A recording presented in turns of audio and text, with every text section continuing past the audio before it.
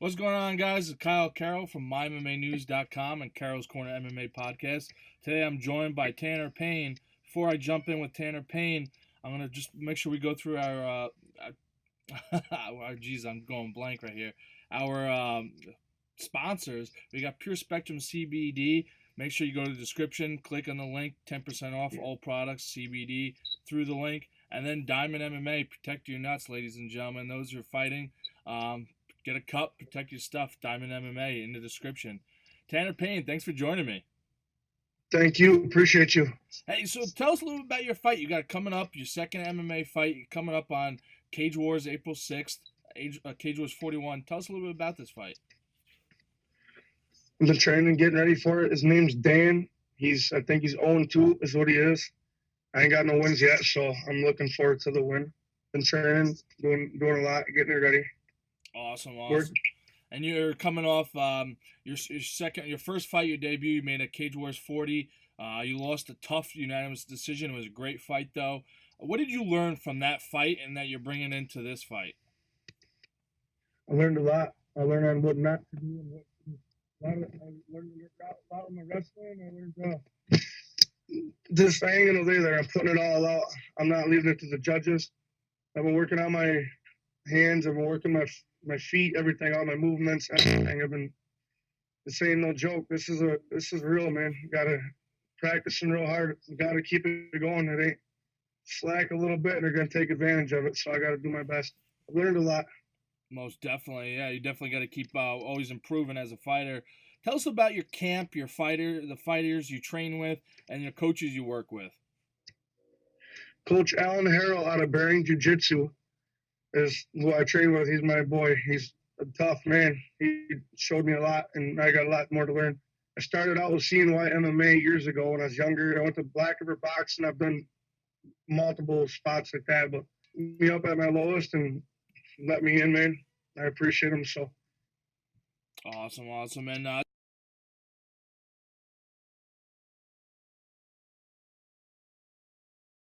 tell us a little bit about your short-term goals, things you want to accomplish within the fight, and then your long-term goals for your fight career. Everybody wants to come out on the top, don't they, buddy? Mm-hmm. So that's my goal. I'm gonna just training every day. I got my goals is I got it going. I got to just keep training. It ain't about the size of me no more. I used to be a bodybuilder, so now I'm more into making sure everything works, keeping my movement, my hands up just right and everything. And I'm working it. I got a lot more to learn, so it's fun. Awesome, definitely. Always improving, which is a thing. Tell us a little bit about yourself. How you got into MMA. You said you were a former bodybuilder. I know you had a little bit of a rap career going, and then you said you put that to the side. Now you're focusing on MMA. Tell us a little bit about your background and how you got into MMA. Well, it was my cousin. Like, he told me that people like me would make it, but there was this girl I was seeing. I was in love with her, and he and her ended up doing something. So they like cut off ties. I don't talk to him no more. But that's when I was lifting. He told me people like me would make it in MMA. So chips, a lot of problems on my shoulder stuff. So that's why I take it out on all these.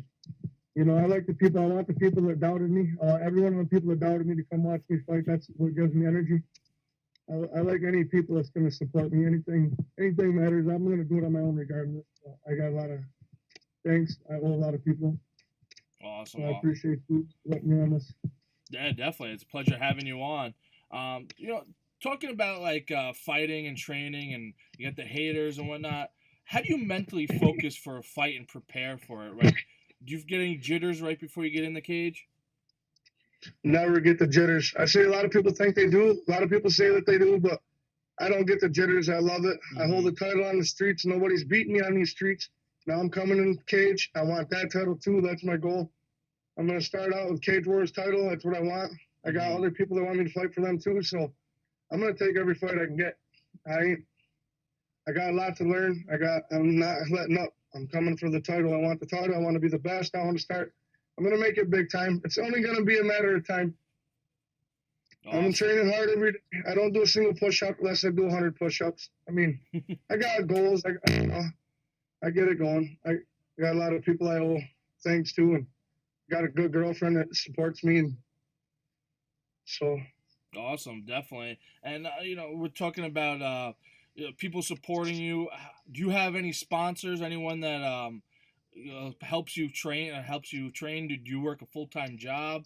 Um, how do you put all this together and balance life as well as training for MMA? Well, it's kind of hard, really. In the summer when I roof, I'm a big roofer. I've done it near half Okay. my life. And the first half, I was the farmer. So it's like you really get skinny in the summertime, so it's hard making weight. You're on that heat on that roof all day. Yeah, I'm sure you know what that's like. Yeah. So really, it's all right. It's just work. I think everything I do adds up and makes me the man I'm going to be, the man who I am. So it's only better for me. Definitely. Also, I make no. What kind of opportunity do you believe Cage Wars presents to you? Like when you get an opportunity to fight for them, is this something you continually want to take, or do you? How many times do you want to fight a year?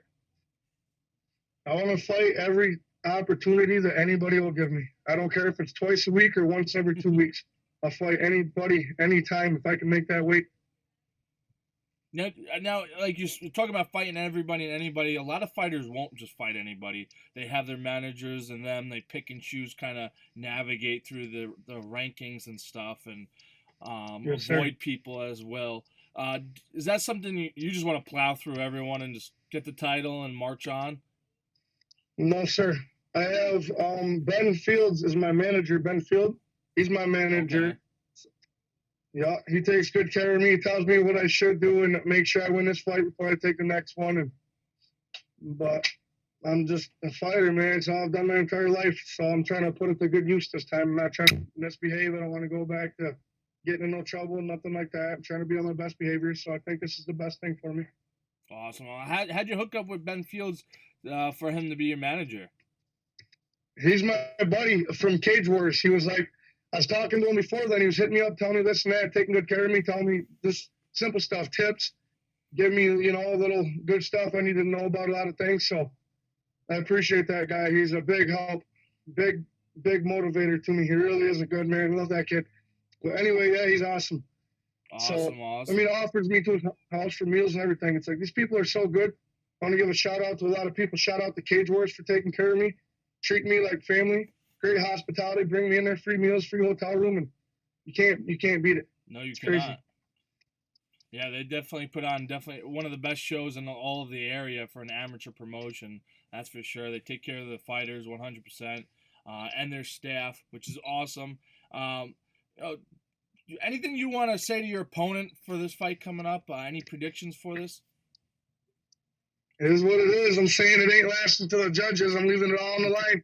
It's going down before the third round. It's done. First to second round.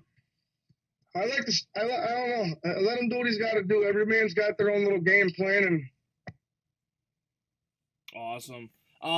Here's one question I usually ask a lot of fighters: is what's one thing about you that nobody knows but you'd like to share with everyone?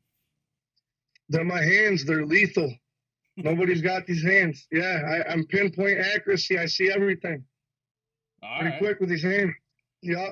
If they're a little too slow, that's bad news for them. They better be on their A game every time. Someone's throwing hands at me, they got to be quick. Something I'll let everybody know, and they're going to see that. Awesome. Well, I know I'm looking forward to it. I have the luxury alongside Will Barry to call the fights. They'll be streaming online as well. Make sure those who want to go to the show, you should go to the show. Get some tickets. Tanner Payne, how can people contact you on social media to get tickets or follow your career as it blossoms? Tanner Payne, MMA. Tanner Payne, cage fighter. That's about it. 2 things on Facebook. Awesome. Well, I'm looking forward to seeing you get in the cage and throw it down. I know you said you don't like being hurt. Best of luck. So I'm just going to say, looking forward to seeing you get in there and fighting. All right, I want to give some shout-outs, can I? Most definitely. I want to give a shout-out to a sponsor. I got a lot of people. There's MMA Wreckage Radio, Ben Field, Slim Lou, I appreciate him, Ed Kenner, Carroll at Carroll's Corner MMA podcast. That's you, bud. Thank you. Yeah, Brandy Bryant, Rhonda Bogenschultz. There's Slate Electric,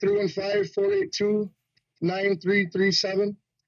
Coach Alan Harrell, my coach from Bearing Jiu-Jitsu. I appreciate him. He treats me like family. You have no idea. The guy's a monster. I appreciate him. There's Damian Taylor, the Monster, Something More, the song I'm going to be coming out with. There's Victory Promotions, everybody. I want to thank my mother, thank my father, my buddy T, my girlfriend Christina, Felders Roofing, where I come from. Just shout out to all the fighters, and most of all, I want to thank God. I appreciate everybody. Can't wait to see what the future brings. Most definitely. I know I can't wait to see the future brings for you within fighting and in your overall family life, career, everything that goes for you. So, Tanner, appreciate you 100% coming on, talking to me on the Carroll's Corner MMA podcast. Make sure everyone goes and checks out mymmanews.com.